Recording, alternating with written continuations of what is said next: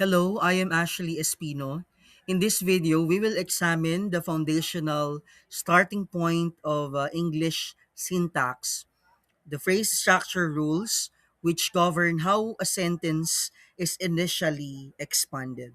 So, let's start with the rule number one.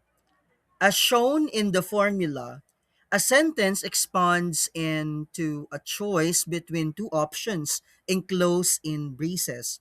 It can rewrite as an optional recursive sentence modifier followed by another sentence, or it can expand directly into a subject and a predicate. Consider the sentence, certainly the management team will execute the strategy. The top node first branches into the sentence modifier, certainly, and a lower sentence. That lower node then breaks down into its immediate constituents, the subject, and which is the management team, and the predicate will execute the strategy. The second rule is about bridging major sentence divisions down into specific structural components. As shown here, rule number two states that the subject node expands directly into a noun phrase or NP, or it is written as N and P. For instance, taking our previous sentence structure, the subject position is filled by the noun phrase, the management team, while proper nouns function as simple noun phrases.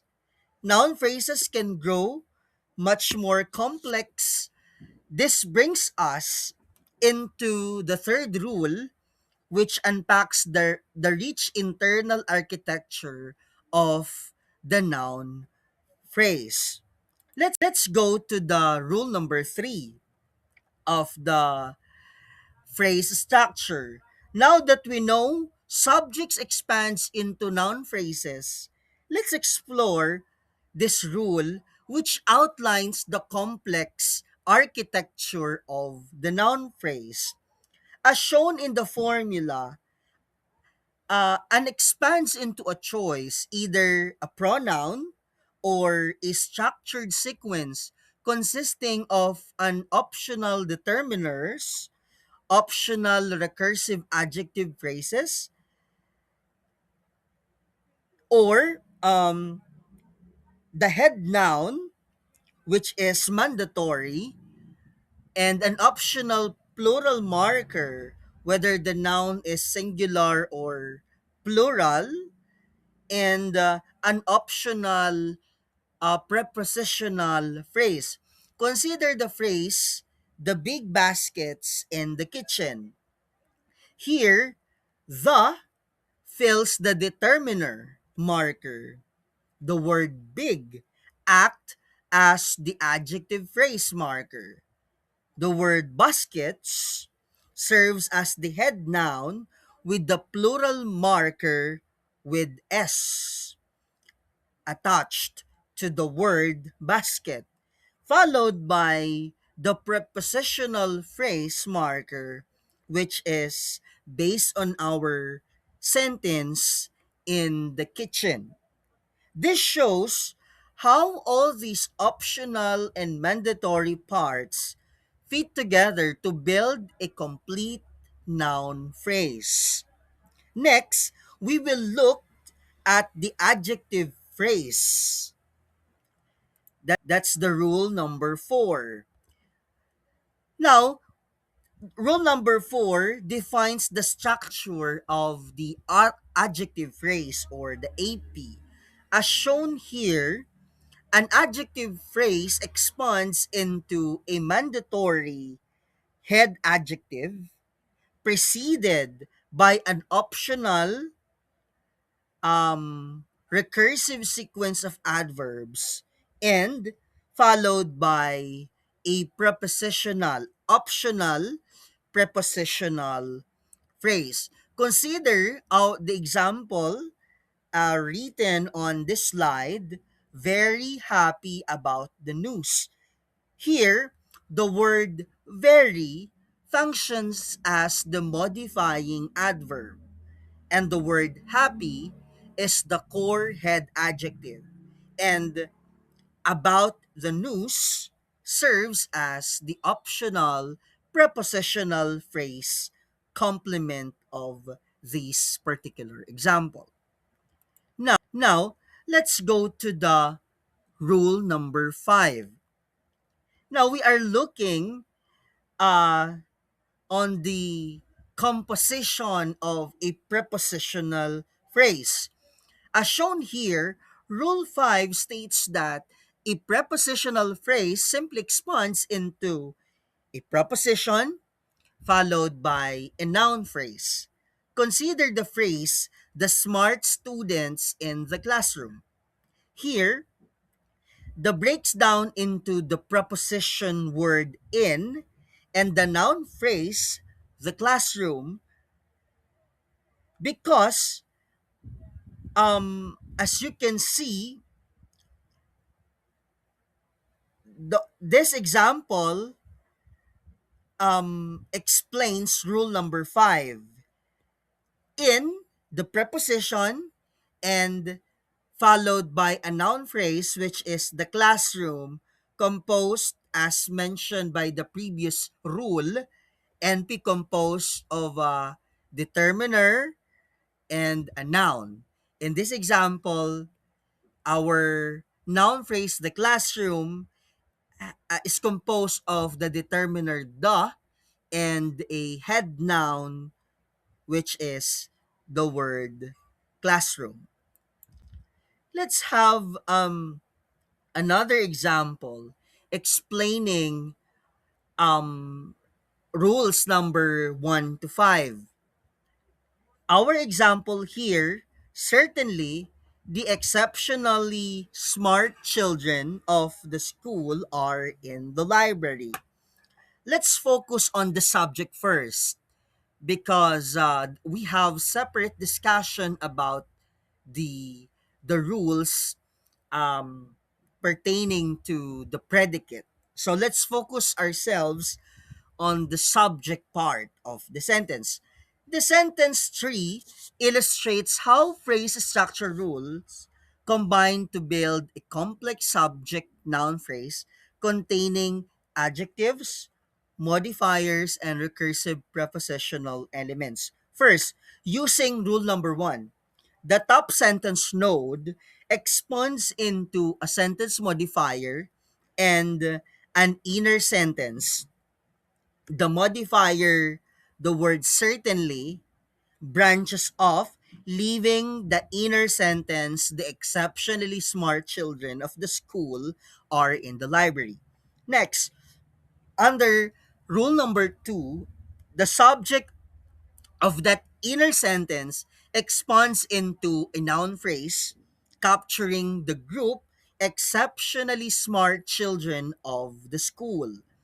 The subject node expands directly into a rich noun phrase, which branches out to accommodate multiple specifiers or modifiers.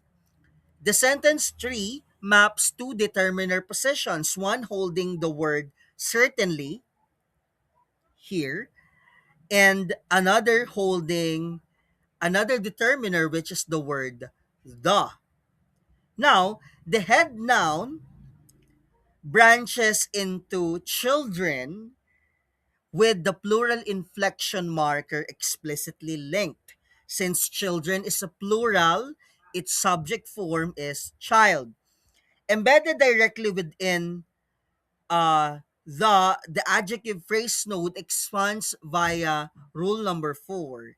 It breaks down into an optional modifying adverb, the word exceptionally, followed by the head adjective by the word smart. Following the head noun, a prepositional phrase branches out to specify of the school. In accordance with rule number 5, the phrase splits into the proposition, which is the word of, and a nested noun phrase. This nested loops back to rule number three, as we discussed earlier, breaking down internally into its own determiner, the, and head noun, which is school. Now, we're we're now on the second part of our discussion. The preceding part introduced five rules that specified word order in sentences and subjects in English. Now, we will turn our attention to the 10 phrase structure rules for the form of the predicate.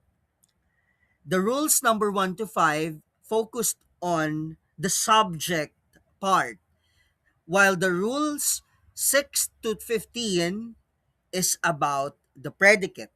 Now that we have covered the subject and noun phrases, let's look at phrase structure rule number 6, which expands the predicate. As shown here, rule 6 states a predicate expands into an auxiliary, a verb phrase, and an optional recursive sequence of adverbials. Now, meanwhile, the parentheses around the adverbial indicates it is optional, just like the previous rules and the succeeding rules. The parentheses signifies that it is optional. In rule number 6, we look at how the auxiliary sits at the heart of the predicate. Now, um, as shown in the formula, every standard English sentence must begin with the fundamental choice, either a verb, either a verb tense, or a modal verb. Now we are in the rule number 7. Okay? So in rule number 6, it says that the predicate composed of an auxiliary, verb phrase, and an optional adverbials. In rule number 7 focuses on the composition of the auxiliary. Now, based on the formula, um, it's either a verb tense or a modal verb such as can, must, or will.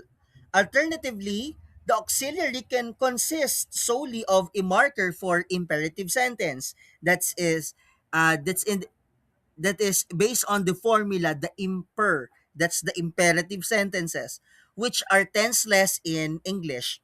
Now, breaking down phrase structure rule number 7, which defines the exact internal structure of auxiliary. Following that initial tense or modal, a sentence can optionally add layers. These include a phrasal modal like have to or be going to, a perfect aspect, and a progressive aspect. Now, we are exploring rules 8, 9, and 10, which states that tense expands into either present or past. That's the rule number 8.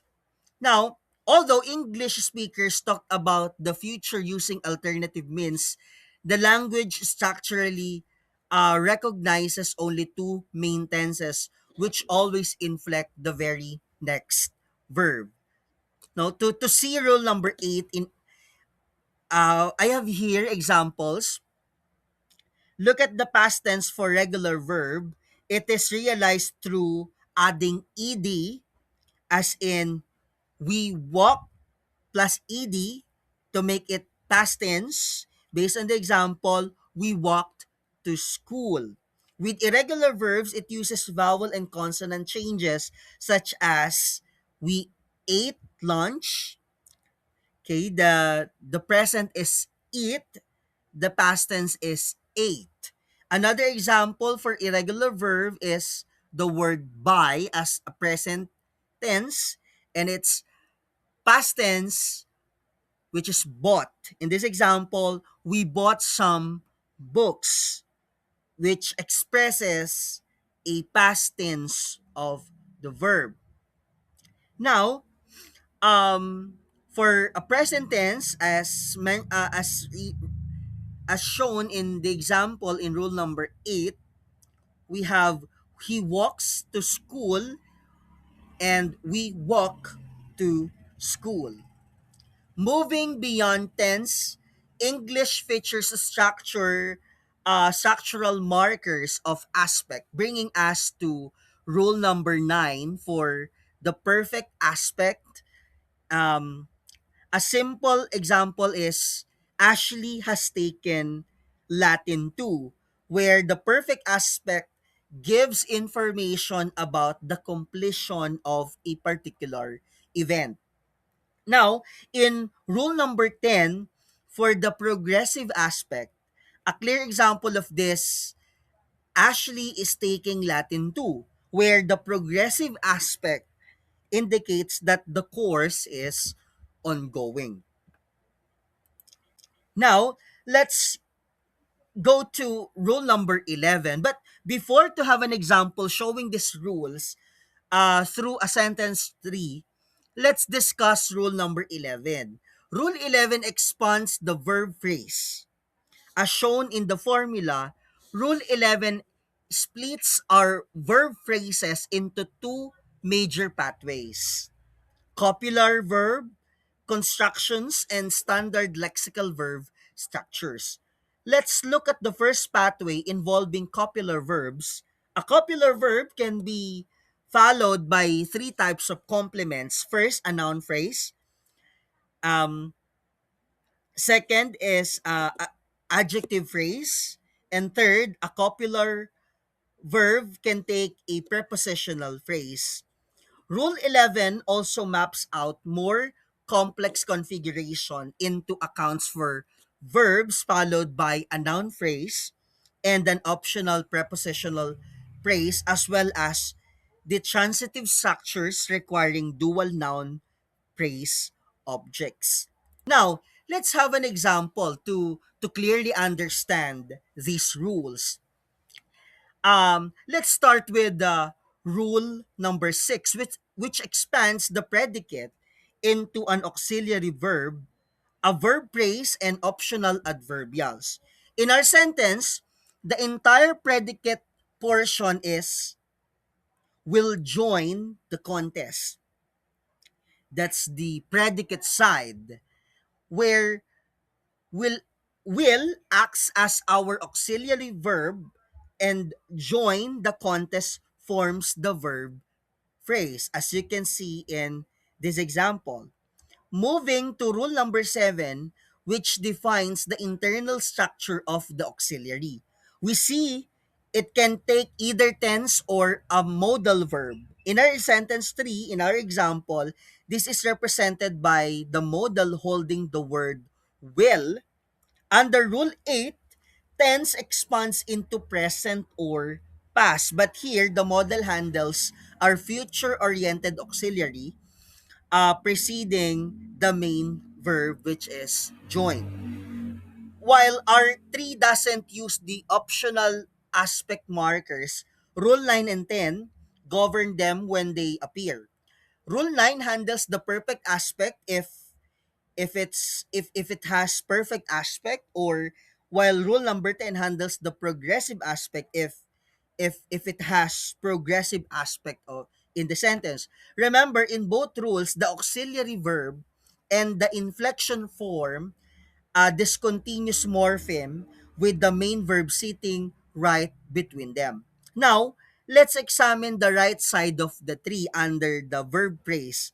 Following rule number 11 are branches into lexical verb node holding the word join and a noun phrase node holding the direct object, which is the contest, divided by a determiner, the, and a noun, head noun, which is contest.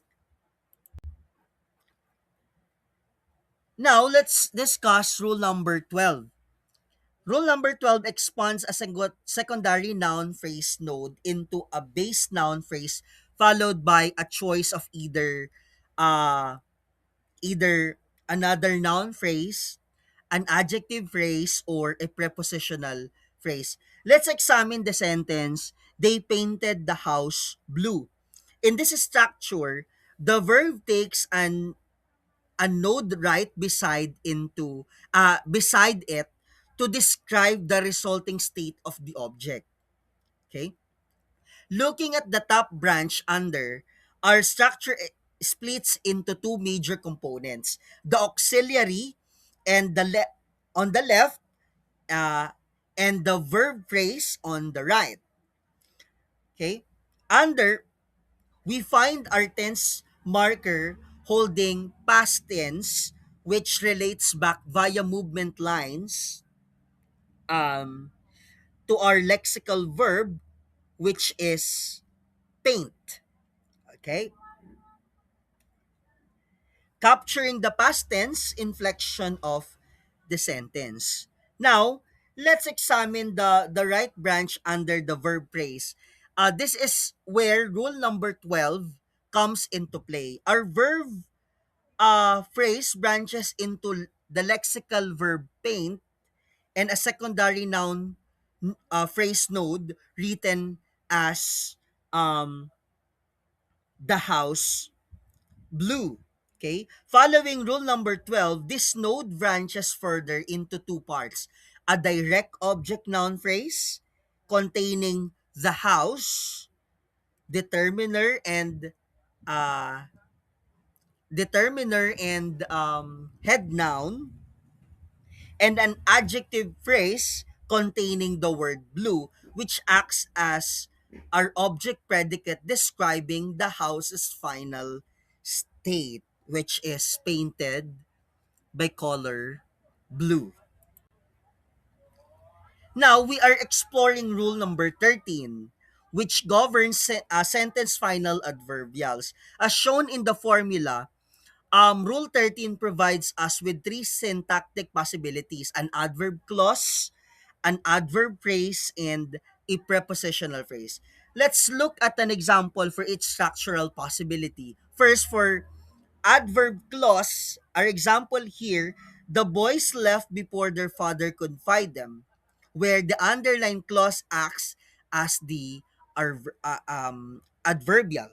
Second, for the adverb phrase, we see as our example, the boys left very quickly. And the third, for a prepositional phrase, we have the boys run out the door. By offering these three distinct pathways, Rule 13 allows us to, accurately map how adverbials modify clauses and verb phrases at the end of a sentence.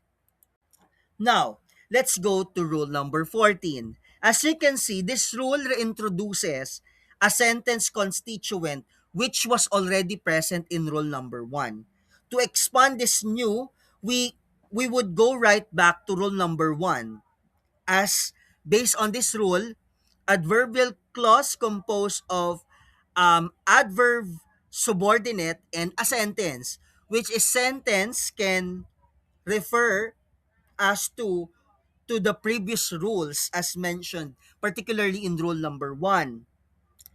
Um, we would go right back to the previous rule and begin the process all over again. This highlights a core concept in syntax. Phrase structure rules are recursive and can be applied as often as needed. Our sentence in this example splits into a subject phrase containing the students, okay, with the plural inflection moving to attach to the noun, and a predicate holding our past tense, auxiliary, and the lexical verb study. Within that main predicate, we find a sentence final adverbial node. According to rule number 14, an adverb clause expands into adverb subordinator and a complete sentence. This specific rule allows our syntax tree to branch out and capture complex modifying clauses. Looking at the sentence tree, okay, Our node immediately splits into two parts. On the left, the adverb subordinator holds the word while. On the right, it introduces a new sentence representing the dependent clause, the professor graded the papers. Inside this embedded sentence, the tree structure mirrors our main clause entirely. It branches into its own subject noun phrase. For in this example, the professor composed of a determiner the and head noun, which is the word professor, and a predicate containing a past tense auxiliary, the verb grade, and a direct object noun phrase for, which is the papers, composed of a determiner the and the head noun paper, and that takes a plural form, with making it papers. By introducing the sentence constituent through Rule 14, these three beautifully demonstrate recursion, the core property of syntax that lets us nest clauses within clauses infinitely. And lastly, the rule um, number 15. We're now on the last phrasal structural rule. This rule, we are examining Rule 15 and how it structures adverb phrases within a sentence tree.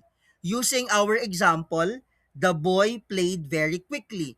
As shown in the formula, Rule 15 states that an adverb phrase expands into an obligatory head adverb, optionally preceded by one or more other adverbs.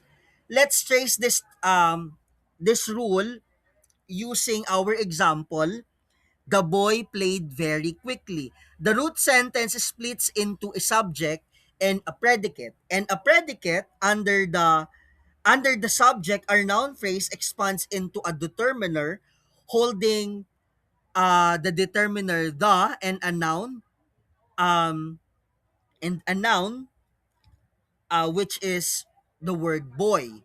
Moving over to the predicate, we see three main branches: the auxiliary, the verb phrase, and the adverbial. And the adverbial. Okay, so as you can see here, the adverbial, we have two adverbs here under the adverb phrase. Now, the auxiliary holds our past tense marker, which links to the lexical verb play under the verb phrase branch to form the past tense verb played. Now, let's look closely at the third branch of the predicate, the adverbial node, which expands into adverb phrase. Following rule number 15, this splits into two adverb nodes, as you can see in our example, the word very and quickly.